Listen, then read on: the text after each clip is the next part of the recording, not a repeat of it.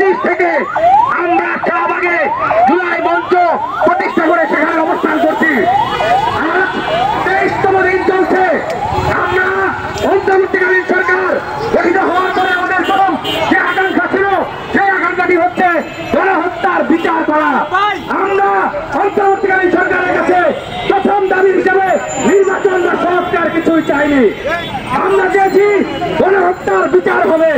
গণহত্যার বিচারের নামে যে প্রহসন চলছে এই প্রহসন আমরা মেনে নিতে পারিনি বিধায় আমরা এই শাহবাগে বসেছি।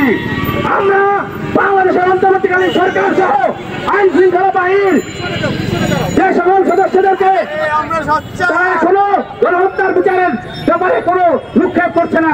আমরা বলতে চাই এই যে বিগত ফ্যাসিস্ট শাসন বলে স্বৈরাচারী শেখ হাসিনা এবং তার আওয়ামী লীগ ছাত্রলীগ যুবলীগ যেভাবে গণহত্যা চালিয়েছে, একই সাথে police League, BJP League, RAB League এই সকল বাহিনীর মধ্যে যে সন্ত্রাসীরা রয়েছে তারা বাংলাদেশের ছাত্র জনতার উপরে যেভাবে গুলিবর্ষণ করেছে, যেভাবে ছাত্র জনতাকে হত্যা করেছে, সেই হত্যার বিচার আমরা চাই। আমরা পাশাপাশি বলতে চাচ্ছি 5 আগস্ট যখন ফ্যাসিস্ট হাসিনা পতন ঘটে গেল, বাংলাদেশের সেনানিবাসগুলোতে এই গণহত্যাকারীরা অবস্থান নিয়েছিল। আমরা ঢাকা ক্যান্টনমেন্টে জেনেছি যে 626 জনকে তারা আশ্রয় দিয়েছে। সেই 626 জন কোথায় সেটা আমরা জানতে চাই।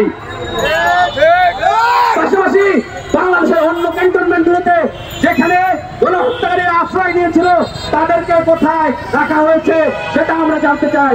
আমরা অন্তর্বর্তীকালীন সরকারকে প্রশ্ন করতে চাই যে আপনারা ক্ষমতায় আসার পরও এখনো পর্যন্ত একটি মামলার রায়ও কেন হলো না। আমরা আমাদের এখানে কিছু আনুষ্ঠানিক বক্তব্য দেব। আমি এই প্রথমে